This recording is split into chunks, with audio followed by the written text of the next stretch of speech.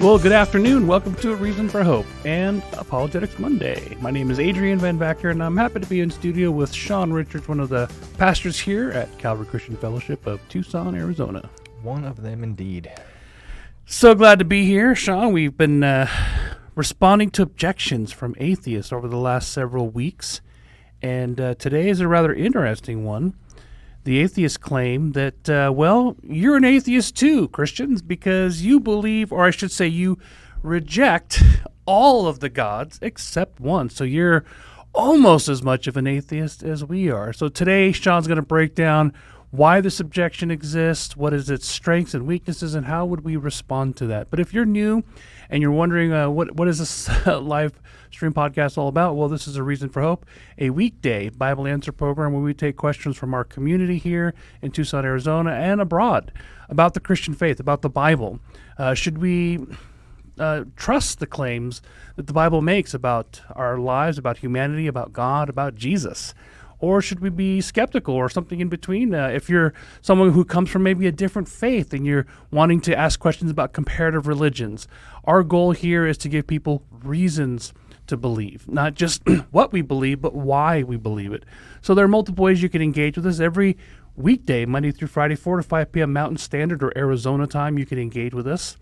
And, of course, just use the comment section in our various social media platforms to ask your questions. And you can catch us on YouTube. Our YouTube channel is A Reason for Hope. And you can go straight there by just typing in youtube.com/@ the @ symbol, reason, a reason, the number 4 hope. And again, as if it's a sincere question and related to the Bible worldview, we'd be happy to take it. We can also catch us on Facebook. Our Facebook page is our church page, which is Calvary Christian Fellowship of Tucson. Or you can just look for CCF Tucson on Facebook and get us that way. You can also engage with us on the X platform. We live stream there simultaneously, so you can find us by following our senior pastor, Scott Richards, and his handle is ScottR4H. That's Scott with a double T, the letter R, the number 4, the letter H. You can either DM your question or watch it live and ask your questions in the chat box there. If you want to avoid social media and ask questions, you can do so by going to our website, calvarychristianfellowship.com. Use that Watch Live tab, and not only can you ask your questions, but you don't have to have a social media account to do so. You can also email your questions, and that email address is questions@areasonforhope.org. That's questions@areason, the number 4hope.org. We'll take a moment to pray, and then Sean and I will get into it. Yes. And thank you for the honor you've given us to be in your word among your people, and we pray in your spirit. Fill Adrian and I and allow us to be able to speak your word in love, not only in addressing the kind of issues that would raise themselves against the knowledge and understanding of who you are, but to properly equip the saints for every good work, including earnestly contending for the faith. Give us reason for the hope that is within us, not only knowing it's established in history, but that it can also be gleaned through listening to the objections of others and finding them wanting as your word continues to stand. We pray this in Jesus' name. Amen. All right, so today's topic, you mentioned earlier, Adrian, it's one that, again, we will encounter often, which is the main point as to why we are going through these objections with all of you. As we talked about last time with the issue of all religions teaching the same thing, there's a very common tactic for atheists to generalize. If you're the kind of person who actually knows what all religions teach and that they aren't in fact the same thing, then they'll simply flip the script with the same mistake. Instead of generalizing religious beliefs, they'll try it from another angle and make the same mistake. They will generalize their own worldview and misrepresent themselves in order to make you think that they have common ground with you when you actually don't. The first example that you're oftentimes going to hear is the idea of, well, do you believe in Zeus, Thor, or Shiva? Well, neither do I. This attempt at common ground is, again, to make it seem like, and again, this is the goal, that you both disbelieve. And the intention of that is to show that there is, in fact, truth to be found in disbelief. And if you can agree to that, then maybe, just maybe, there are reasons to disbelieve in the God of the Bible as well. The second example, and this one's more to the point, you'll oftentimes see this drawn together, is that you find it rational to reject the concept of God in every religion but one. I simply go one further. Adrian, you mentioned this earlier, and this is oftentimes when they place their cards on the table. The idea is that there is more rationality in rejecting a God than accepting the existence of a God. But the main problem with this, much like with the previous problem, is just like there being rationality in disbelief, they need to understand that there is a difference between a reason to disbelieve a claim and a reason to disbelieve in a concept. As we've talked about in many of our Apologetics Mondays Sundays before, to generalize or make a sweeping blow against the concept of Christianity is to, of course, have to answer and contend with all of its truth claims and evidences. Whereas in a specific instance, to say that this specific form of neo-paganism or Hindu philosophy or whatever is just as dismissible as belief in the God of Israel is to claim that they're both arguing from the same evidence, since, of course, they're coming at all religions as if they claim the same things for themselves, which is, again, what gets us down to the real heart of the issue.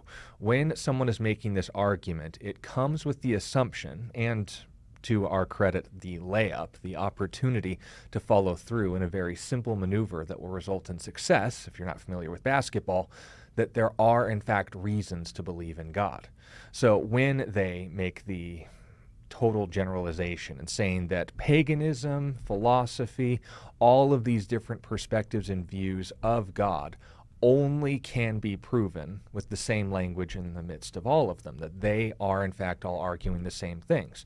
So if you can reject Zeus, if you can reject Thor, if you can reject whoever the thunder god is of Aztec mythology or whatever, then you would also reject Yahweh because they all argue the same evidences for each other. That's verifiably false. And what we want to do in this time is to recognize that reasons to believe, reason itself, is the issue. Because the atheist doesn't believe the concept of belief is rational. And at the same time, they believe that that is a rational concept. Now, understand the cancellation there. They are uncertain about everything, and they are certain of that.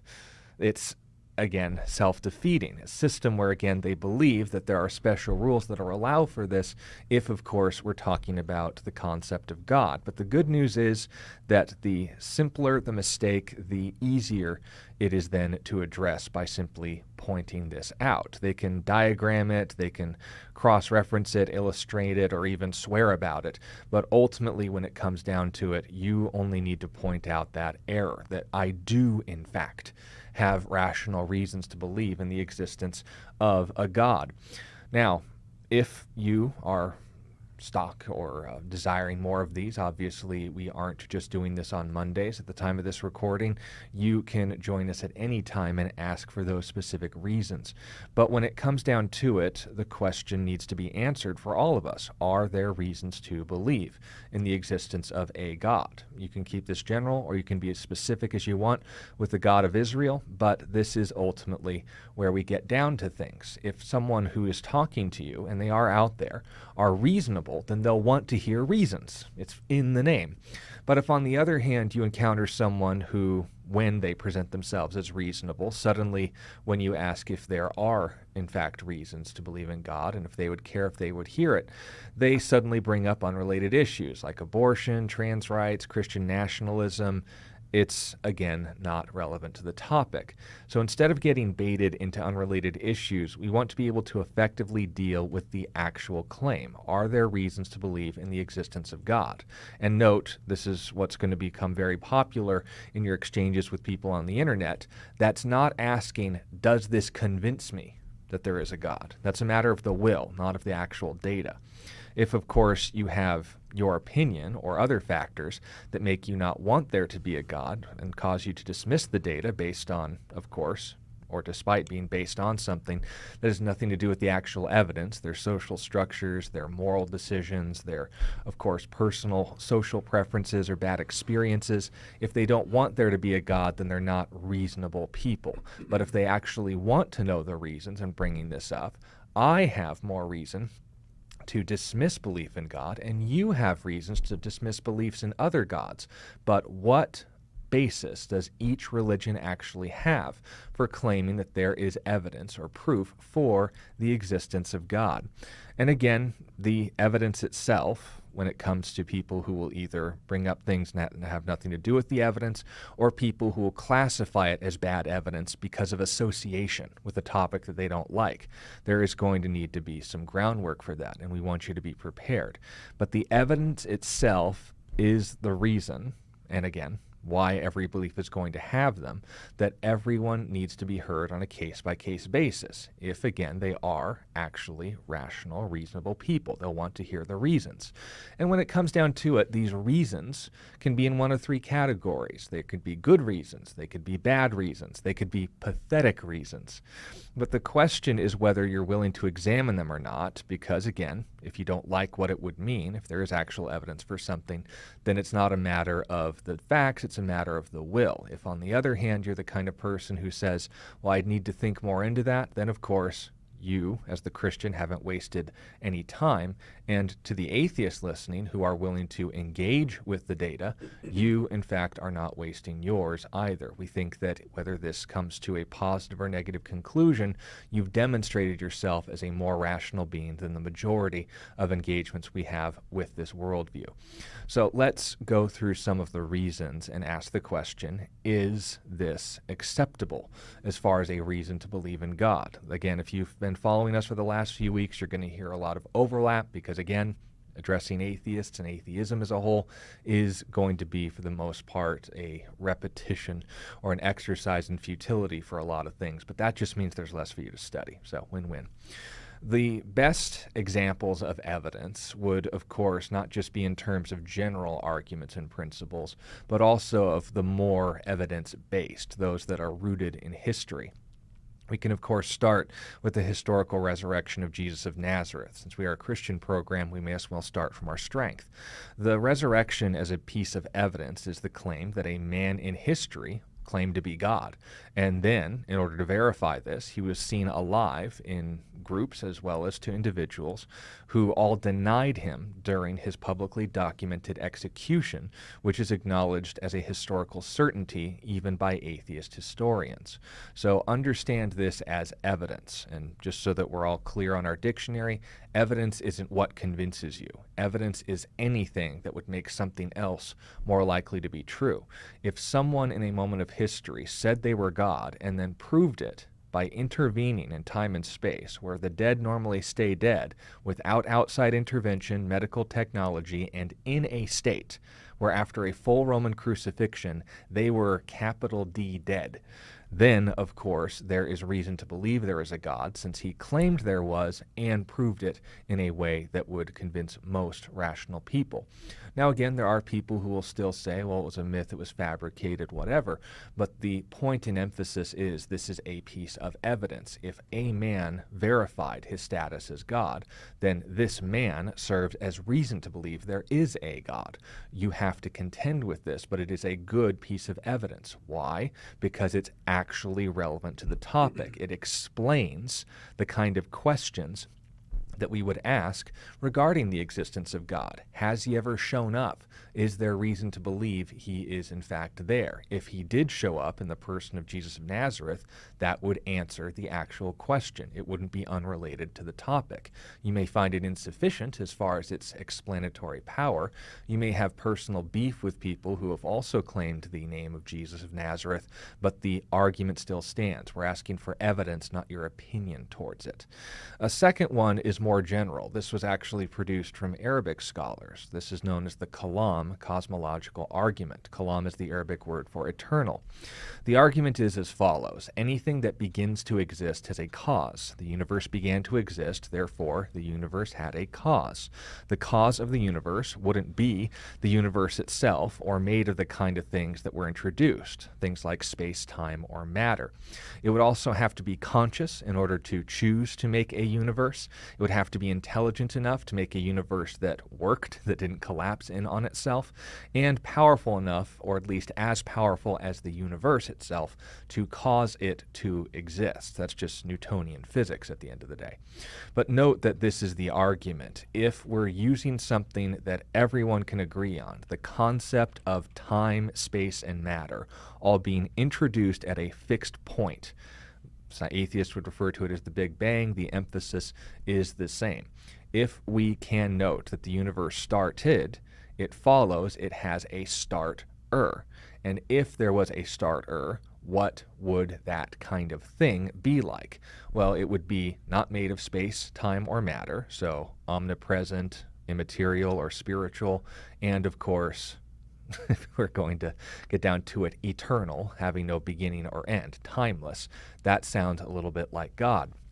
It's powerful enough to cause the universe, or at least as powerful as the most powerful and vast thing that we can observe within nature. That sounds like God. If it's intelligent enough to create these sort of things, that sounds like God.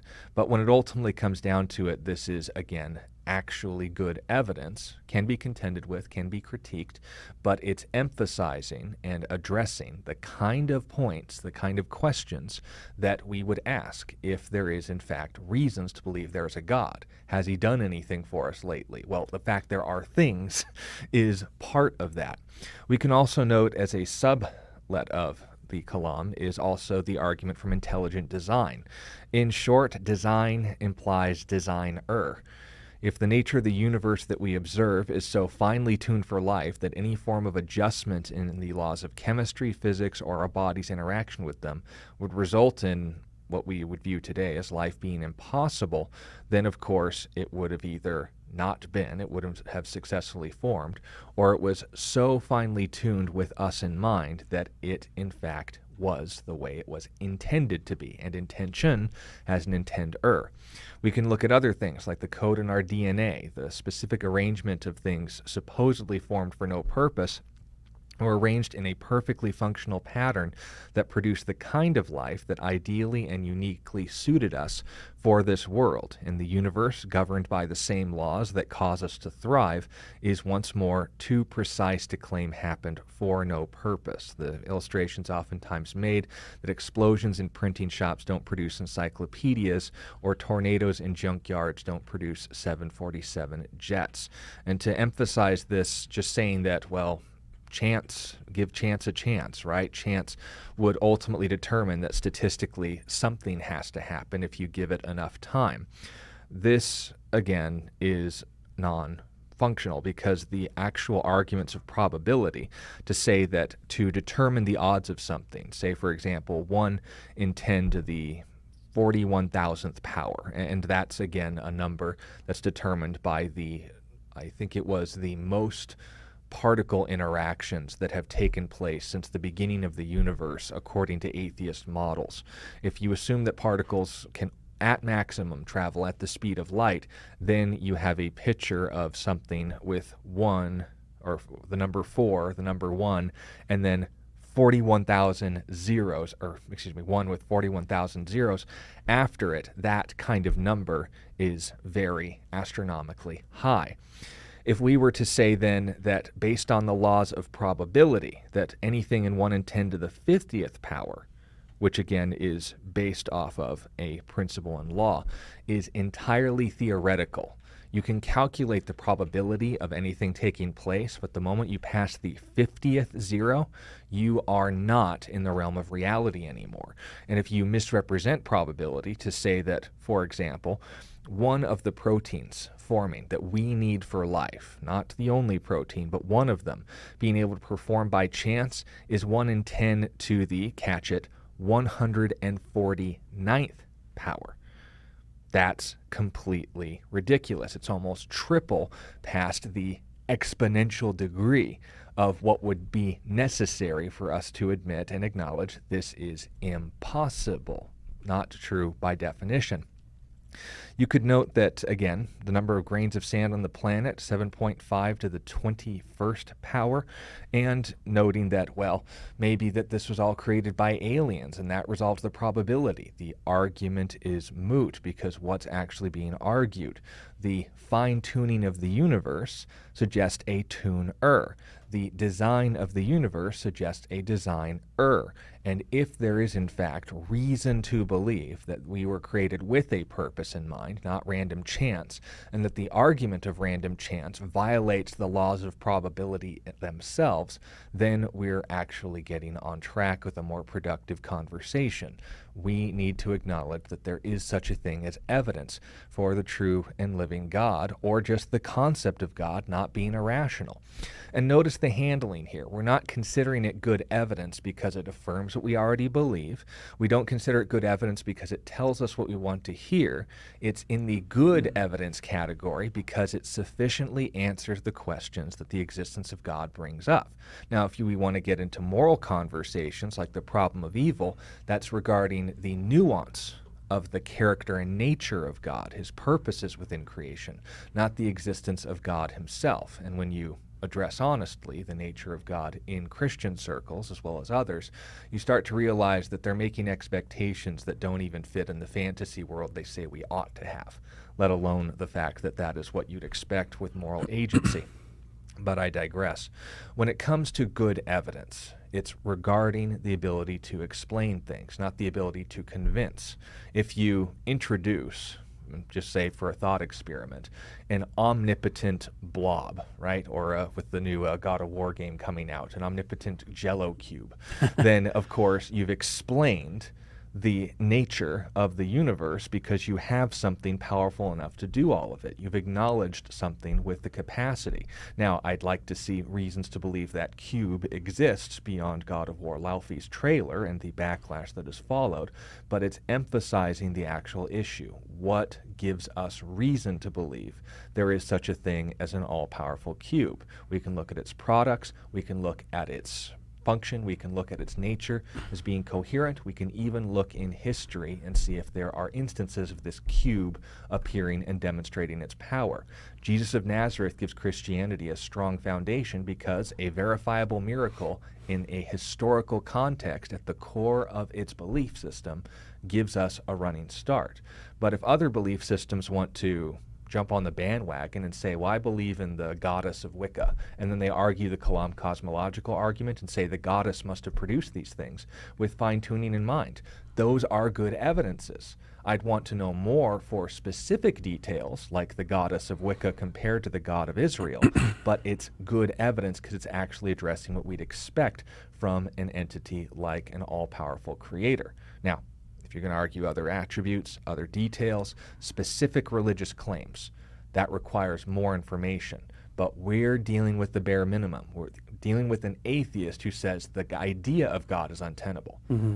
But what's the actual issue? There are good evidences. Yeah, and I like the way you frame that because when atheists say, well, I just lack belief, and you're no different. You just lack belief in all the gods of humanity's creation except for one, but that's not the case at all. We just don't, it's not a matter of lacking belief.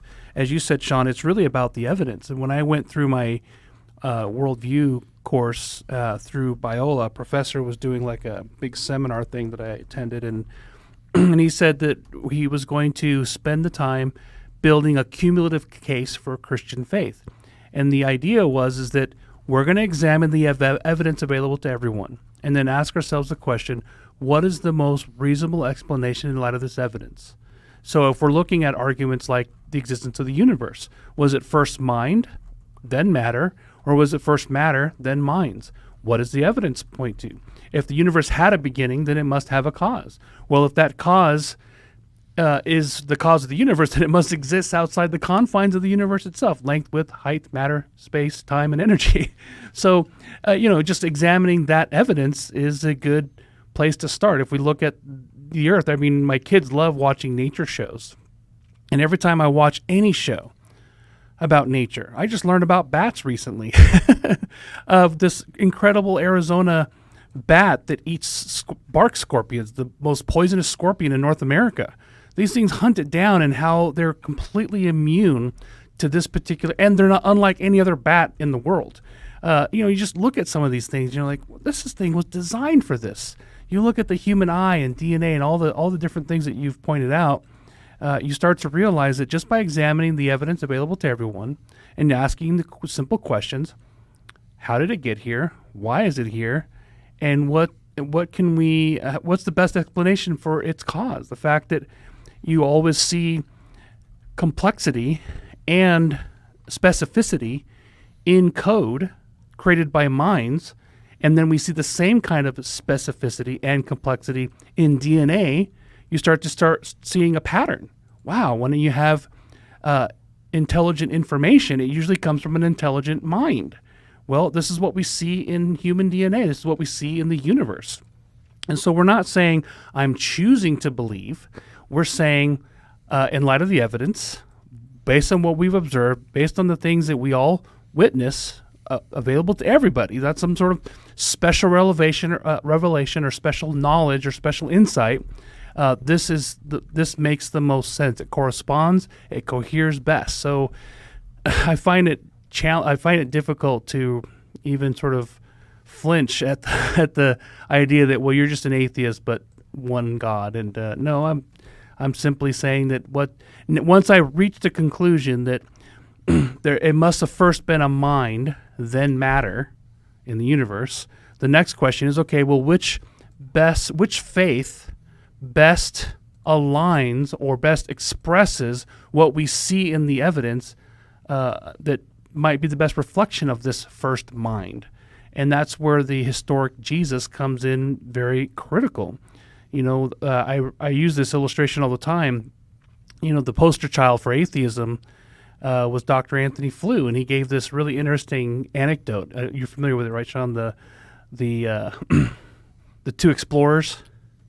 Two explorers go out into the wilderness. They find a garden. Yes. One of them says, "Oh, there must be a gardener somewhere around here." And the other guy goes, "No, this just is here. Look, we're out in the middle of nowhere." So they wait like all night, and they don't see anybody. And the believer, he's like, "Well, maybe he's invisible." And so they set up like ways of detecting it. Next day, no sign of it. And he's like, "Well, maybe he's invisible and intangible. He's eternally elusive." And the skeptic says, "Well, how is an invisible, intangible, and eternally elusive gardener different than an imaginary gardener or no gardener at all?"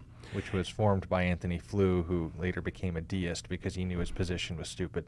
Yeah, well, he once he started examining the growing case for intelligent design, he could no longer hold on to atheism. He ended up becoming a theist, but as you said, a deist, because he couldn't take the next step of asking the question, which faith best expresses this mind that put intelligence into nature? And that's where I like what Dr. Byerly says in his book, Surprised by Faith. He says, with Jesus, God ceased being intangible. He ceased being invisible and eternally elusive, and he came and walked and talked with us for 33 years. And so that is something that we as Christian theists come to face with and say, well, look at the evidence for God. That's like a huge, even the Bible affirms that everyone is without excuse in that regard. So that the very next step is God has now provided proof. As Paul proclaimed in Athens in Acts 17, he has furnished proof by raising him from the dead. And it didn't end there either. But now, so that's how we build a cumulative case for Christian faith. And we, of course, normally would go into, okay, are there eyewitness accounts of this Jesus and so on and so forth. But there are a lot of people who find God and use arguments for God's existence that we would never use, but still are out there. Would you consider these bad? Are there bad arguments for God's existence that we should point out? Yes, and in fact, we'll clarify. There are bad arguments and there are really bad arguments, but at least the first can be well-intended. When it comes down to it, though, recognize that we're being consistent here. If we're talking about evidence, reasons to believe that something else is more likely to be true, there are also people who will provide reasons that don't actually explain the data, or, more importantly, can be used just as forcefully against their position as they would for it. This would be insufficient evidence, or evidence that, again, atheists believe is always the case when it applies to Christianity. We do acknowledge that there are people, and will continue to be people, who don't know what they're talking about, who will attempt to present information, even good arguments, but do so poorly because, again, they haven't taken the time to understand them and they base their religious views more on social or emotional experiences, just like atheists. But when we're talking about these questions and issues, atheists don't get off the accountability train when it comes to bad arguments against Christianity as much as any religious worldview needs to be held accountable if they put forward poor arguments, but what we need to acknowledge is we've heard the bad arguments. We've made and learned from making the bad arguments ourselves. The question is, when this atheist argument, you're an atheist to every God except one, is assuming that these are the only kinds of arguments that are made in favor of God. Understand as we go through these the difference between things like the Kalam and the evidence for the resurrection. One that I actually heard in a debate with a neo-pagan was that of evidence regarding the existence of the Greek gods. This, of course, is referring to the olive tree of Athena and the trident marks of Poseidon.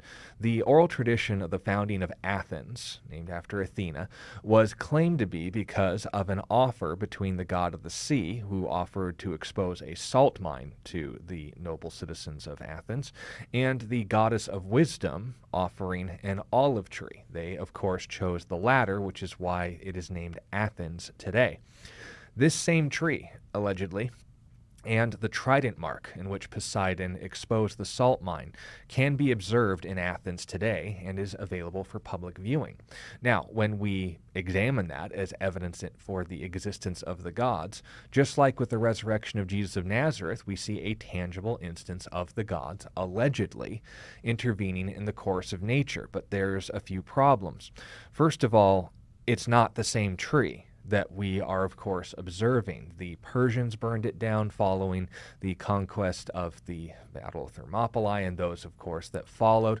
We know that, again, the Nazis in World War II also burned the effigies to the ground due to their religious significance and had to be replanted, not once, not twice, but 3 times, the most recent of which was provided by the Duchess of Spain, who, again, is the main sponsor of the one that we're viewing today.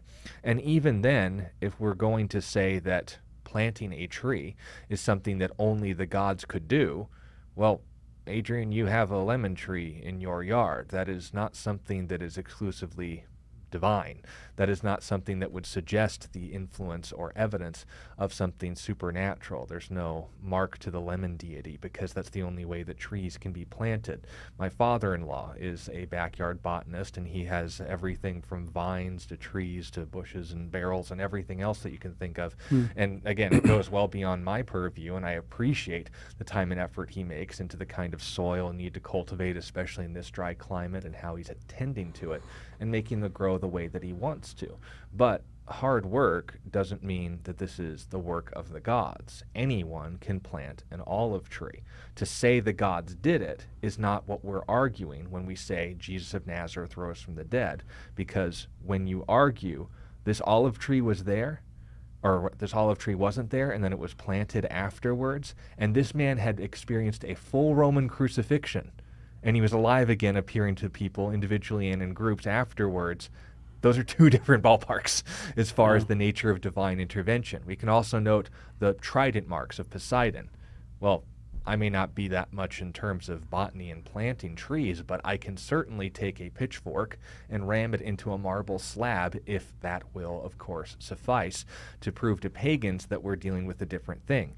But these have another natural explanation. They can, in fact, prove that the gods didn't do these things by me demonstrating them today. Now, Adrian, you wrote a book with several other individuals who could, in a qualified context, say, well, for all intents and purposes, for most, not all, but most of Jesus' miracles, with modern technology, I could replicate some of them today.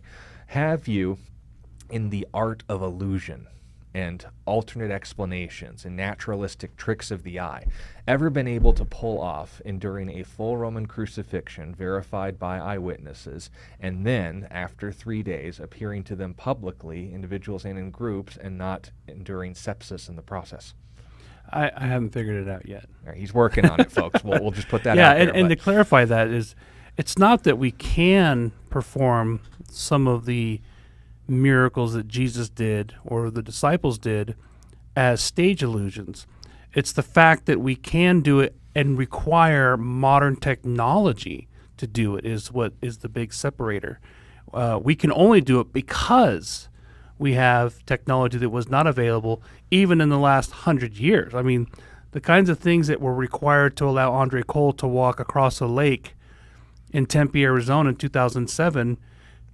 This is a genius inventor who, when I was 20 years old, touring with him and gave him some ideas for how this might work, he said it's never been done before and it's impossible. And then through a lot of planning, he finally built it.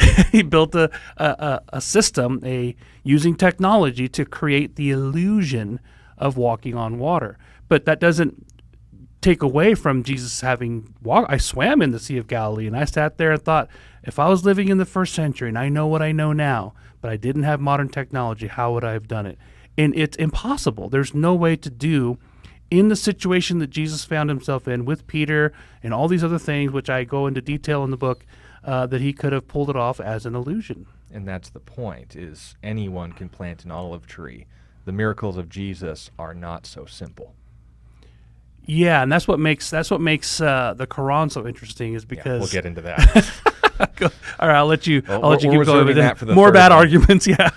Yeah, but understand the point and difference. Olive trees and making marks in marble aren't comparable to a historical resurrection from the dead, and that's just one of Jesus' miracles. That's what we'll stick to for the sake of brevity and all of you guys not having a mental breakdown. But the idea of arguing that this is evidence for the existence of the Greek gods is a bad argument, because just like an atheist would argue in regards to most miracle claims of the Bible, there is a more rational, natural explanation.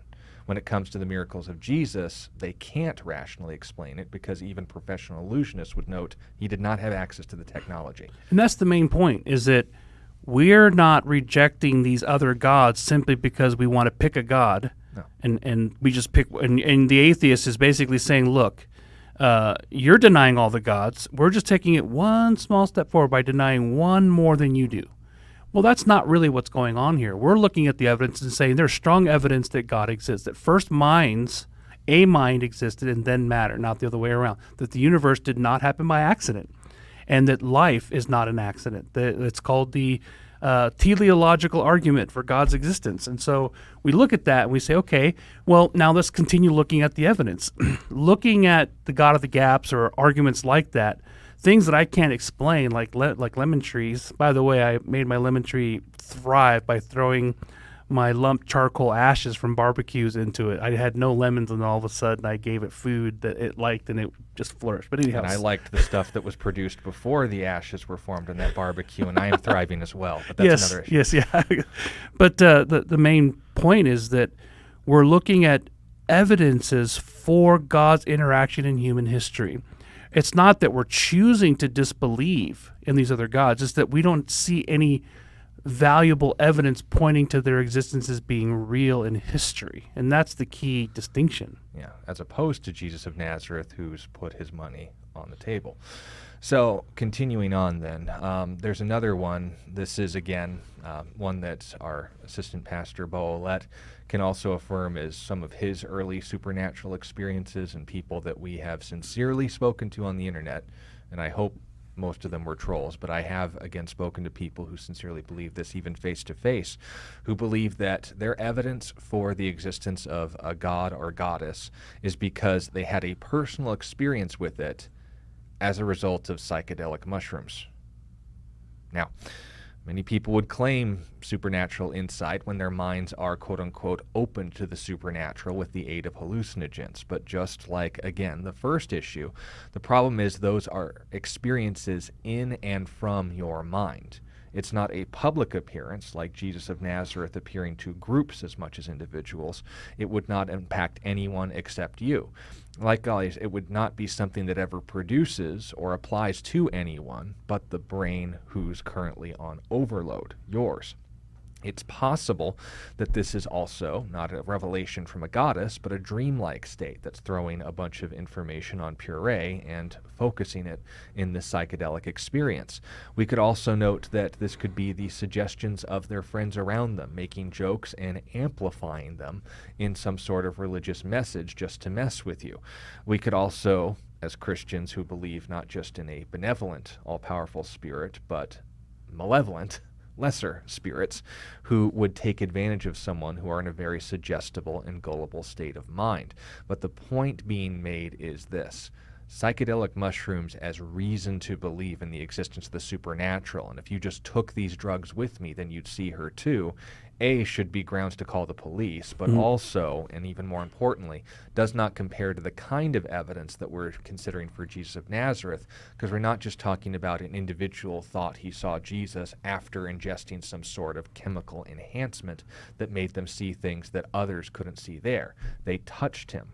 He interacted with them. He ate food. He interacted physically with things other than what they were interacting with.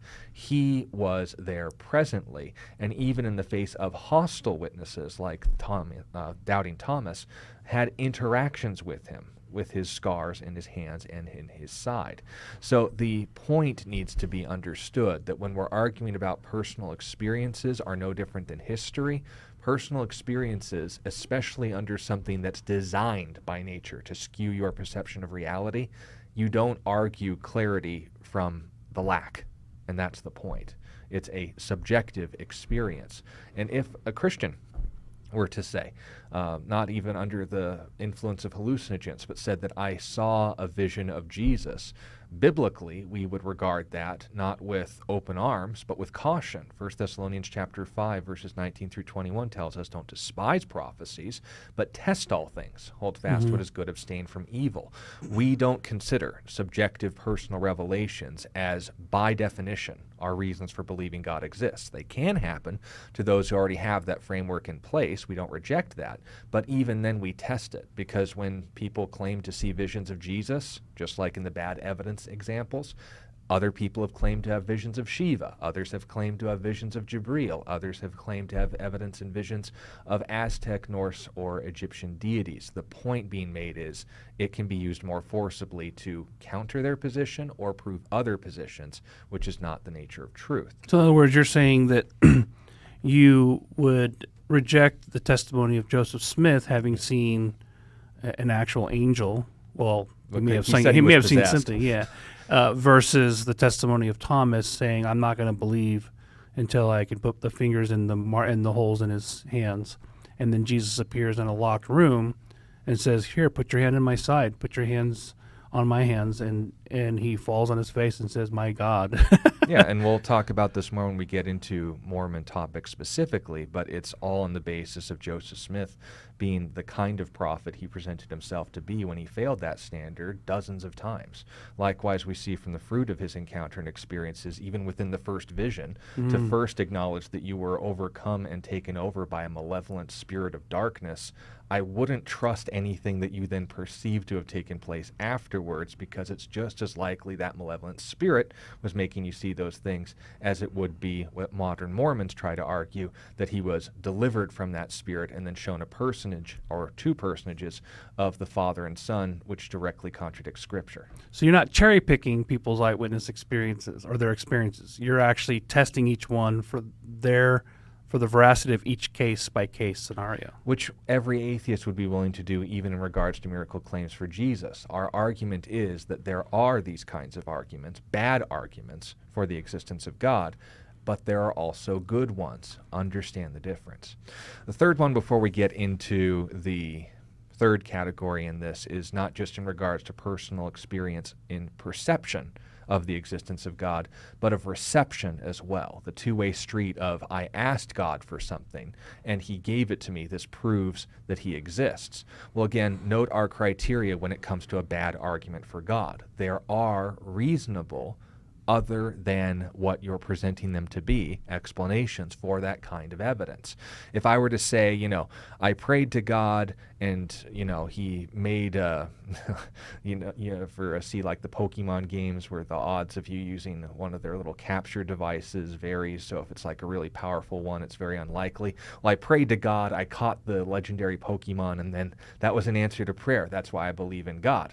Well, all well and good. The odds of that are pretty slim, but the argument is moot, because that's not, I hope, what your religion claims is the reason why God is to be believed, but also, two, it could just be that the gaming console favored you in that dice roll. The point in argument is not there. Also, we need to note as well that when people would argue, well, I prayed for my relative, they recovered from sickness, And that was my reason for believing that God exists. Well, what kind of sickness are we talking about? Are we talking about you prayed for someone who had a seasonal flu, and after the third day after they were taking medicine or getting lots of fluids, they just happened to recover, you timed it right, and you believe it's supernatural? Or like my family's own experiences where we had a majority case compromise of someone's adrenal gland, and of course the next day it was completely removed and there wasn't even a scar, that caused the doctor himself to say, "Are you a religious man?" Because I have no scientific explanation for any of this. There is a difference between someone arguing, "I prayed a prayer, God answered it, and therefore that means there is a God because he was in fact interacting with me." I've talked to pagans who said that, my cat was missing, and I remembered that the pagan goddess Freya is associated with cats. She's got a chariot that's pulled by, I hope, rather large ones, otherwise they're probably not having a good time. But said, "Freya, will you bring my cat home to me?" And then that instant, the cat returned home. Well, I as a Christian have reason against belief in the god of Norse paganism, but I didn't dismiss him out of hand. I would say that either that would be coincidental, much like an atheist would argue regarding most answers to prayer, or I would say, I think something else was at work there that's trying to solidify you in a false position that could be dangerous. But the point in argument is just that. A bad argument is not one that we don't like. It's not saying that, we've already decided it's wrong, or we don't like that group, so we're going to reject any evidence you give me for it. It's evidence that doesn't prove anything, since the same kind of evidence could be used against the position it's trying to claim, or would be contrary to the actual claims of that God's existence. If I pray for, subterfuge when robbing a bank, and then that's my proof for the existence of the God of Israel. Well, he said, "You shall not steal." I think you just got lucky. That would be a more appropriate explanation. If you say, "Well, I prayed that this person would drop dead, and because they irritated me, and then they got diagnosed with something and died a few weeks later," well, I would say that was coincidental and kind of morbid, but that's not in line with the character of the God of Israel. People, curse each other in the name of voodoo witch doctors and all that kind of stuff. We would also argue, again, maybe there's other factors. That's in the bad argument category, and we, like the atheists just trying to argue for common ground, would argue the same way that they do. But that doesn't mean that we're atheist in that regard. We're just recognizing that evidence isn't consistent. That evidence can be used in any way to prove anything. But once again, we need to also acknowledge that there are people who take this way farther and a way deeper than they ever should, where even the argument in of itself is, for lack of a better word, stupid. When they would make arguments for the existence of God, and there is nothing that you can do in response to it other than mock it, because in the argument itself, you would prove anything is supernatural. Not just that in this category it could be used to prove other things, that it is so substantiveless, that it is so brain dead in its attempts to present information, that using this as an argument for God would rightly be responded to the way most atheist circles respond to any argument for the existence of the God of Christianity. Let's go through a few. Again, Adrian, you did the layup, but I'll make sure my face is put on the front of it so that all the attention's on me. The argument, and I said the argument for the truth of Islam is as follows. Muhammad is a prophet of Allah because the Quran is too well written to have come from men. This is known as the argument from literary excellence, and entire books have been written about how masterfully and beautifully the Quran's eloquence and ability to communicate not just the perfect unification and harmonization of law and religious and spiritual truth comes together in a way that only the Arabic language could truly articulate, and that even a translation just waters down and just annihilates the very concepts that are being tossed at us, and that it is just so beautiful that this must be from God. Well, they can use lots of adjectives and nice words in order to express and describe these things. And again, the argument itself is from the Quran on multiple occasions. Muhammad speaking as, of course, what he was receiving from Jibreel, who was giving this from Allah, said that if they believe that it had come from someone other than Allah, let them produce 10 chapters like it. Let them produce a single chapter like it. Let it produce one verse like it? And if not, then judge between yourselves as to whether or not this is the case. And then he, of course, threatens them with hellfire. But the argument itself is rightly described as probably in the top 3 the worst arguments ever used for anything in history. That, of course, wouldn't break the very laws of grammar and physics in order to communicate. Because the argument is based on an opinion or an individual's reaction to the text. It's subjective. Oh, more than that, Yeah. because when it comes down to it, there's only 3 kinds of scenarios.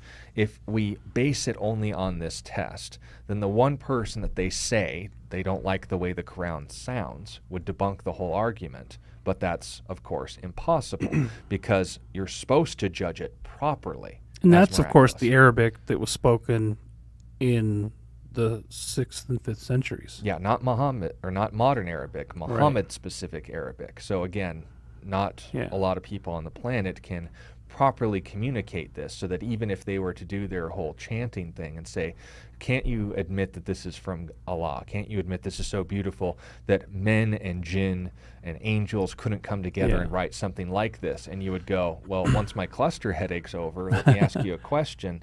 Have you heard of the Dul Furqan, the, of course, Christian version of the Quran that copies its style of Arabic, and, of course, according to the opinions of people who are writing Amazon reviews, said this is just as good, if not superior, to the Quran, that people go on buses in Muslim countries in Saudi Arabia and others where they'll start reciting the true Furqan, and it will be welcomed and received and saying, thank you for reciting the Quran to us, that the average Muslim doesn't know the difference. And they'll say, well, those aren't educated Muslims. You see, if you are a true Muslim, so we've already knocked down 2/3 of the planet's population right there, and you were a Muslim scholar, so now we've gone to maybe 1,000 people on the planet, who's fluent, not just versed, but fluent in classical Arabic, so maybe 10 people on the face of the planet, then they could be the ones to rightly judge that this is truly from Allah.